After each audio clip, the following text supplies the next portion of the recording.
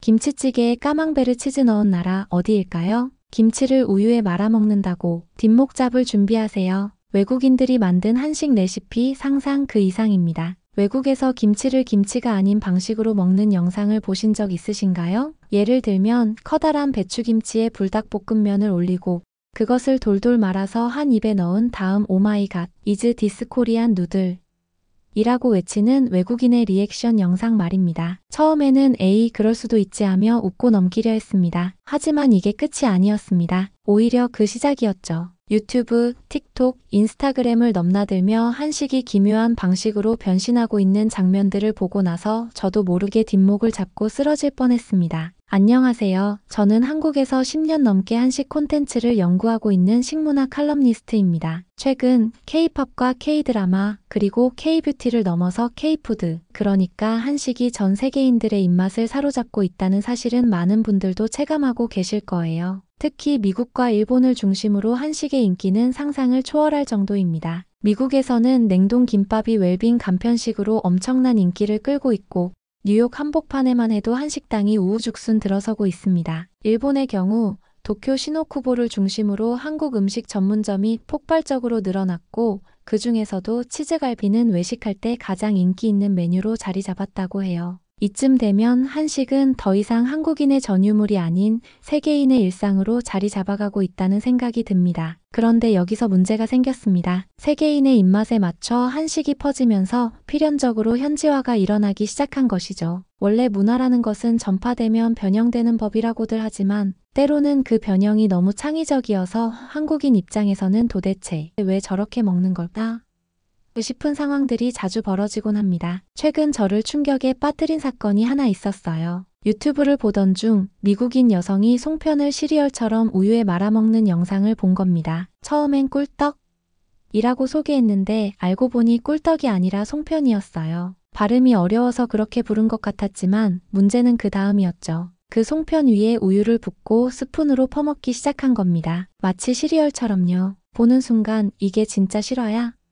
라는 말이 절로 나왔고 제 머릿속에서는 한국 송편으로 시리얼을 만들다니라는 생각이 맴돌았습니다. 물론 미국에서는 아침 식사를 간단하게 시리얼로 때우는 문화가 일반적이고 이들에게 떡이라는 개념은 다소 생소할 수 있겠지요. 하지만 송편에 우유라니요. 그보다 더 충격적인 건 따로 있었습니다. 바로 김치말이 국수 사건입니다. 김치말이 국수라고 하면 한국 사람이라면 당연히 시원한 국물에 김치를 넣고 면과 함께 즐기는 여름 별미를 떠올리실 겁니다. 그런데 이 음식이 서양권에서는 전혀 다르게 받아들여지고 있었어요. 어떤 식이냐고요? 그들은 커다란 김치잎을 펼쳐놓고 그 위에 면을 얹은 다음 김치로 면을 돌돌 만 뒤 한 입에 와악 먹습니다. 국물 없이요. 마치 김치쌈처럼 말이죠. 그 광경을 본 순간 저는 진심으로 뒷목을 잡고 쓰러질 뻔했습니다. 한국의 여름 별미가 어느새 김치랩 누들로 변신해버린 겁니다. 그런데 더 놀라운 건 그걸 먹은 외국인들이 이거 진짜 미쳤다. 너무 맛있어.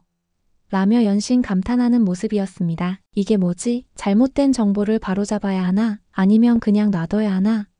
하는 복잡한 감정이 들기 시작했어요. 이쯤 되니 이탈리아 사람들이 하와이안 피자를 보고 충격받는 장면이 머릿속을 스치더군요. 한편으로는 이런 생각도 들었습니다. 우리는 일본의 오마카세를 원래 의미와 다르게 해석해 즐기고 있지 않나? 그리고 미국식 피자나 햄버거도 한국식으로 변형해 먹고 있고 그렇다면 외국인들이 한식을 변형해 먹는 것도 충분히 있을 수 있는 일 아닌가요? 하지만 그런 이해심도 일본식 김치찌개를 보고 나서는 흔들릴 수밖에 없었습니다. 일본에서는 최근 까망베르 치즈 김치찌개가 인기를 끌고 있는데요.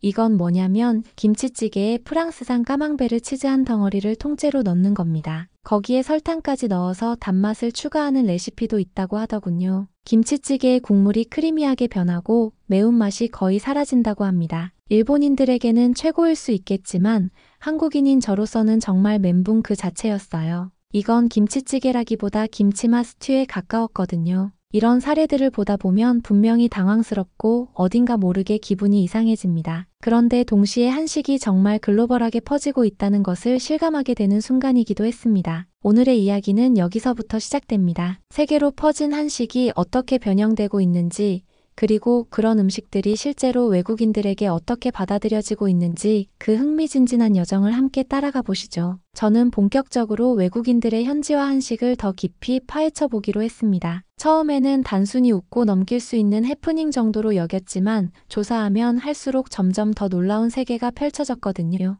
예를 들어 미국에서는 한식이 웰빙 식품으로 완전히 포지셔닝 되었습니다. 한인 마트뿐 아니라 일반 대형 마트에서도 김치, 비빔밥, 불고기, 심지어 떡볶이까지 쉽게 구할 수 있었습니다. 특히 냉동 김밥은 대박이었습니다. 처음에는 냉동 김밥이 과연 인기를 끌까? 라는 의구심이 들었는데 생각보다 미국인들의 반응은 뜨거웠습니다. 전자레인지에 2분만 돌리면 따끈따끈하게 즐길 수 있는 간편함, 그리고 신선하고 다양한 재료가 들어간 건강함 덕분이었죠. 한마트 관계자는 이렇게 말했습니다. 요즘 젊은 세대들은 빠르고 건강한 식사를 원해요. 김밥은 그 조건에 딱 맞는 음식이죠. 게다가 미국에서는 밥, 고기, 채소라는 구성이 일종의 슈퍼푸드 조합으로 여겨지기 때문에 김밥은 그 자체로 완벽한 한 끼 식사로 대접받고 있었습니다. 그런데 역시 이 과정에서도 현지화는 피할 수 없는 숙명이었습니다. 미국 현지 냉동 김밥에는 머스타드 소스나 바베큐 치킨이 들어간 제품들이 등장하기 시작했습니다. 심지어 치즈 김밥, 아보카도 김밥, 칠리 소스 김밥 같은 제품도 있었어요. 처음 그 라벨을 봤을 때 저는 한참을 멍하니 서 있었습니다. 아니, 이건 김밥이라기보단 캘리포니아 롤 아니야? 하는 생각이 절로 들었거든요. 하지만 냉정하게 생각해보니 그것도 한식의 세계화 과정에서 자연스럽게 일어나는 일이라는 걸 인정하지 않을 수 없었습니다. 한식이 다양한 형태로 진화하면서 세계인의 입맛을 사로잡고 있었던 것입니다. 그런데 미국보다 더 충격적인 현지화 사례는 일본에서 벌어지고 있었습니다. 도쿄 시노쿠보를 중심으로 한류 열풍이 불면서 수많은 한식당이 생겼습니다. 특히 치즈갈비는 외식할 때 가장 인기 있는 메뉴 중 하나로 자리 잡았죠. 치즈가 잔뜩 늘어나는 모습을 SNS에 올리는 것이 일종의 문화가 되기도 했습니다. 하지만 여기서도 일본식 현지화의 마법은 어김없이 발휘되었습니다. 원래 매콤달콤한 맛이 매력인 치즈갈비는 일본에서는 달콤함 3배, 매운맛 0.5배로 변신했습니다. 설탕을 듬뿍 넣은 소스에 부드럽게 조리된 고기에 고소한 모짜렐라 치즈를 한가득 얹어 먹는 스타일이죠. 매운맛에 약한 일본인들의 입맛에 맞춰진 결과였습니다. 한번 먹어본 일본인 친구는 이렇게 말했습니다. 이거 진짜 스위트한 행복이야. 마치 디저트를 먹는 기분이야. 하지만 저로서는 약간 씁쓸한 웃음이 나올 수밖에 없었습니다. 이게 정말 치즈갈비가 맞나? 하는 생각이 머릿속을 떠나지 않았기 때문입니다. 그런데 여기서 끝이 아니었습니다. 일본인들의 창의력은 한식의 다른 영역까지 침범해 들어갔습니다. 육회를 좋아하는 일본인들은 생고기를 이용한 한국식 육회를 자신들 식으로 재해석했는데요.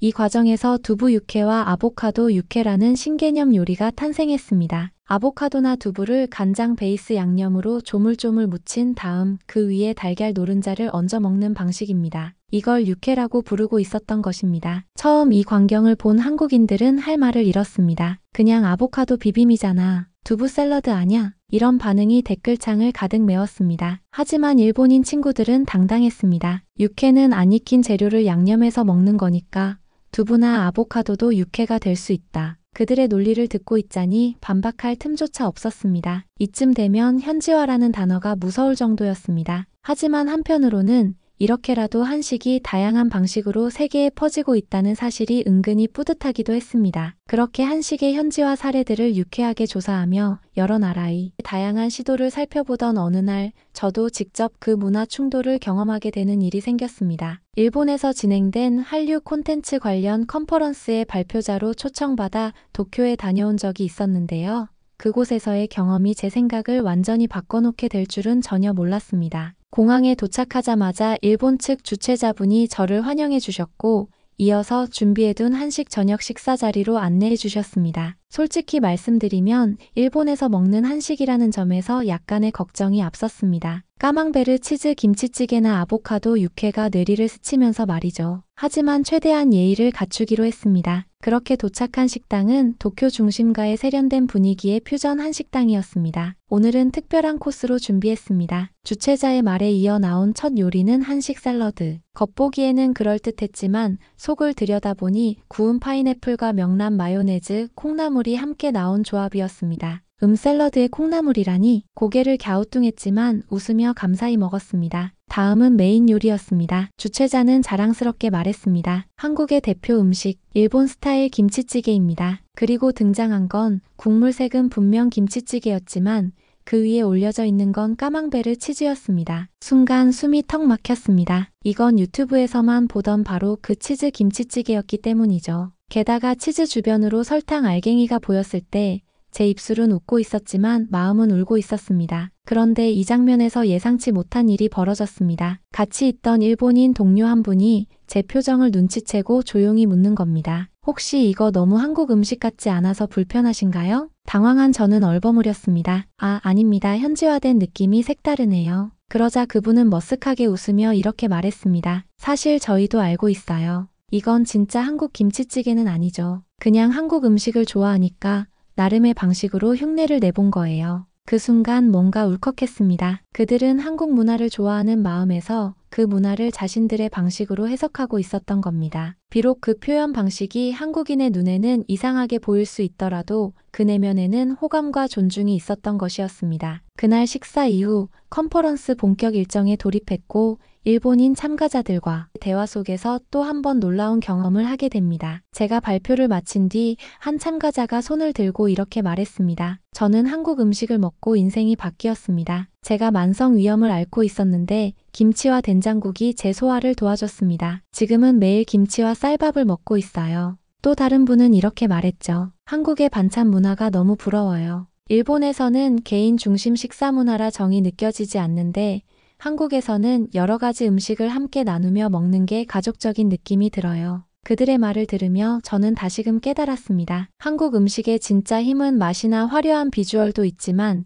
그 속에 깃든 공동체와 나눔의 정신이 더 큰 가치라는 걸요. 그리고 그 가치를 일본인들 역시 감동하며 받아들이고 있다는 사실이 너무나 감격스러웠습니다. 물론 까망베르 치즈를 얹은 김치찌개가 문화 충격이긴 했지만 그 한 그릇의 국물 속에는 한국을 향한 진심이 담겨 있었습니다. 일본 출장에서 돌아온 후 저는 제 노트북 앞에 앉아 그날의 경험을 조용히 정리하기 시작했습니다. 까망베르 치즈가 둥둥 떠 있던 김치찌개, 파인애플과 콩나물이 어울린 샐러드, 그리고 이게 육회야?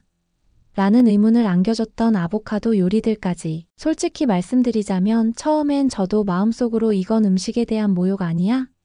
라고 생각했습니다. 하지만 그 모든 음식에는 단 하나의 공통점이 있었죠. 바로 한식을 사랑하는 마음이었습니다. 현지인들은 한국 문화를 오해하거나 무시한 것이 아니라 오히려 그것을 자기들만의 방식으로 소화하고 즐기고 나누고 있었던 것이죠. 한식이 해외에서 변형되는 과정을 보며 괴식이다, 왜곡이다라고 비난할 수도 있겠지만 그보다는 오히려 이렇게 말해주고 싶었습니다. 조금 어설퍼도 괜찮아요. 당신이 김치를 아끼는 마음이 저희에게는 정말 큰 감동이에요. 이런 마음은 문화교류의 본질 아닐까요? 우리가 스파게티를 고추장으로 비벼 먹기도 하고 초밥을 참기름에 찍어 먹기도 하듯 그들도 한국 음식을 자기 방식으로 해석해보는 것이지요. 그리고 그 속에서 한식은 점점 더 세계인의 소울푸드로 자리 잡고 있습니다. 누군가는 치즈갈비를 인생 음식이라 부르고 누군가는 김치를 매일 아침 식탁에 올리며 하루를 시작합니다. 비록 김치에 우유를 붓는 바람에 저희는 뒷목을 잡았지만요. 이제는 그 장면들조차도 미소로 바라볼 수 있게 되었습니다. 왜냐하면 그것이야말로 문화가 살아 숨쉬고 서로를 존중하며 성장하는 과정이기 때문입니다. 한식은 더 이상 한국만의 것이 아닙니다. 세계 곳곳에서 다양한 언어와 문화 속에서 사람들의 입맛과 마음을 사로잡으며 조금씩 변화하고 진화하고 있습니다. 하지만 그 중심에는 항상 변하지 않는 가치가 있죠. 정과 나눔, 그리고 함께하는 식사의 기쁨입니다. 여러분도 혹시 외국에서 색다르게 변형된 한식을 만나게 되신다면 처음에는 놀랄지 몰라도 이렇게 생각해 보시면 어떨까요? 한식이 또 하나의 인연을 만들었구나. 앞으로도 세계 곳곳에서 더 많은 이들이 한식을 통해 웃고 이야기하고 연결되기를 바랍니다. 그리하여 언젠가 김치와 고추장, 된장과 불고기가 전 세계인의 소울푸드가 되는 날을 꿈꿔봅니다. 여러분은 외국에서 현지화된 한식을 보셨을 때 어떤 생각이 드셨나요? 이건 좀 심한데? 싶은 음식도 있었고, 이건 괜찮은데?